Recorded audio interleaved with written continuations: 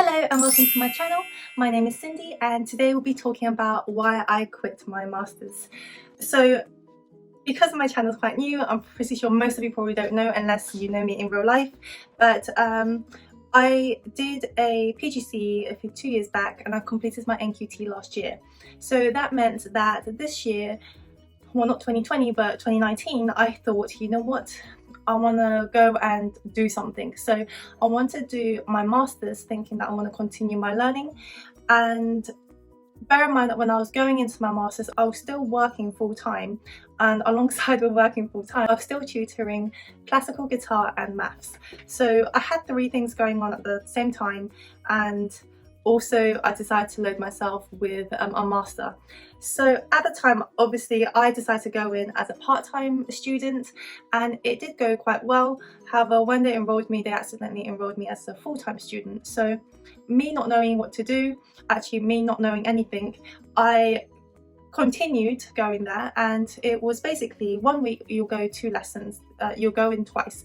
So for me it was a Monday evening class and a Thursday evening class, and the way my life kind of worked was Monday to Friday I'll go to work, and then Monday after school and Thursday after school, straight after work, I'll go straight to uni.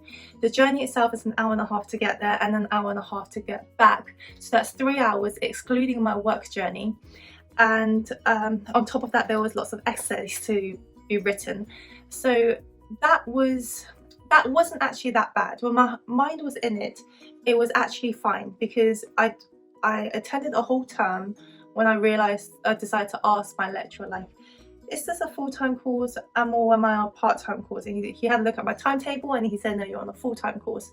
So I asked him whether I should stay on it or get off it, and he said, actually no, you're doing quite well, why don't you stay on it?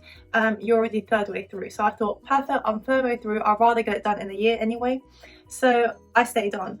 When it came to assignments, I've actually written both of my assignments, both 5,000 words, so a total of 10,000 words on top of work.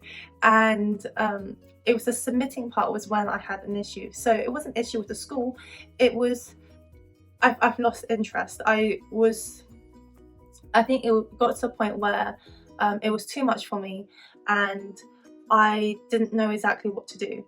So at that point, I've lost interest in my masters. I didn't really want to read any more assignments. I didn't want to write any assignments. I just wanted to get away from it. So it was weird because there was something about my masters that didn't fulfill what I was looking for, and that was the main reason why I decided to stop that and then pursue a study on my own.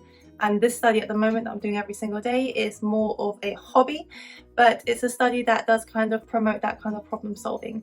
And yes, this is quite a short video, but that's essentially why I stopped my masters. To be absolutely honest, I don't regret it at this stage. I don't know later in life would I regret it, but at this very moment I don't regret it.